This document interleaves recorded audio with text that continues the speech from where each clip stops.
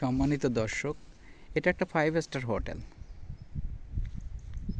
এটা গ্রিসে কোস আইল্যান্ডের উপরে নির্মিত, আর এটা হচ্ছে 4 স্টার হোটেল। আমি একসাথে বলি সেটা হয়তো ভালো হবে। এটা হচ্ছে রিসেপশন এরিয়া। হোটেলটা অনেক বড় এরিয়া নিয়ে তৈরি করা। তো এখানে দূরে আপনারা দেখতে পাচ্ছেন ওই যেটা, ওটা একটা ওয়াটার পার্ক। এখানে এই হোটেলে যত গেস্ট আছে ওখানে ওরা যে এনজয় করে, ওখানে বাচ্চাদের বড়দের সবার খেলার জায়গা, ওটা অবশ্য পার্কের মতো। আর এটা হচ্ছে রিসেপশন এরিয়া।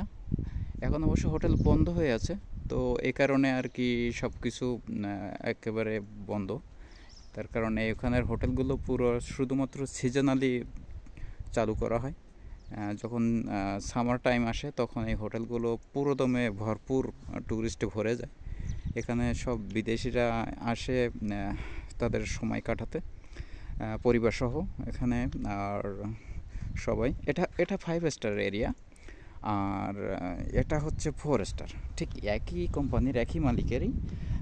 এটা যে সাদা বিল্ডিংগুলো দেখা যাচ্ছে ওই সাইডে, ওটা পুরো একটা বড় এরিয়া অবশ্য। এটা হচ্ছে 4 স্টার এই হোটেলটা। আর এই 4 স্টারের সাথেই এই দুইটা হোটেল মিলে ওই যে পাহাড় ঘেঁষা যে ওয়াটার পার্কের এরিয়াটা, এটা একটা ওয়াটার পার্ক। এখানে বাচ্চা বড় সবাই খেলা করতে পারে, এনজয় করতে পারে, সময় কাটাতে পারে ভালোভাবে।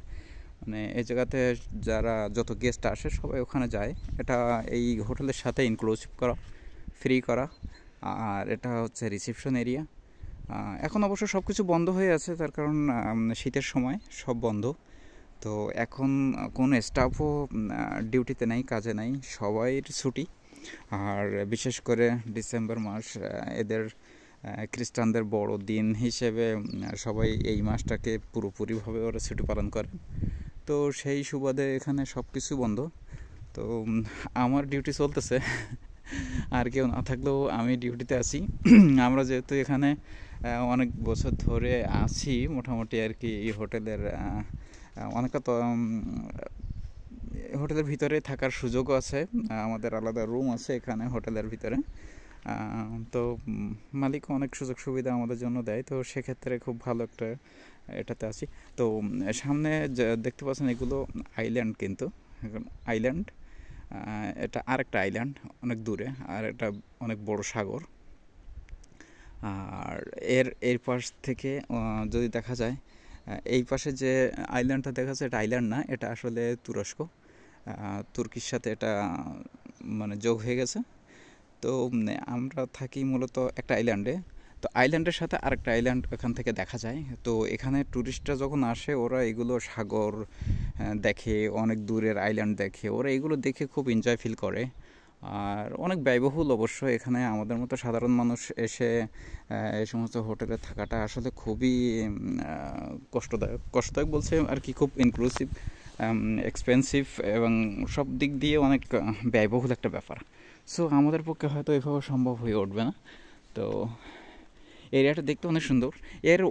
ওর ওপাশে আরও অনেক বড় আর একটা এরকম বড় এরিয়া আছে এই হোটেলের। এখান থেকে হয়তো পুরোটা আমি দেখাতে পারতেছি না।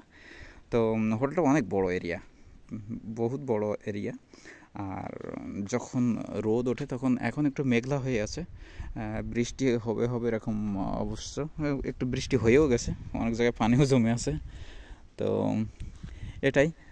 তো চাইছিলাম একটা ছোটো করে ভিডিও আপলোড করতে, তো সেই সুবাদেই ভিডিওটা করা। ভালো থাকবেন সবাই, আর দোয়া করবেন আমাদের জন্য, আমার জন্য। এই পর্যন্তই। আল্লাহ হাফেজ।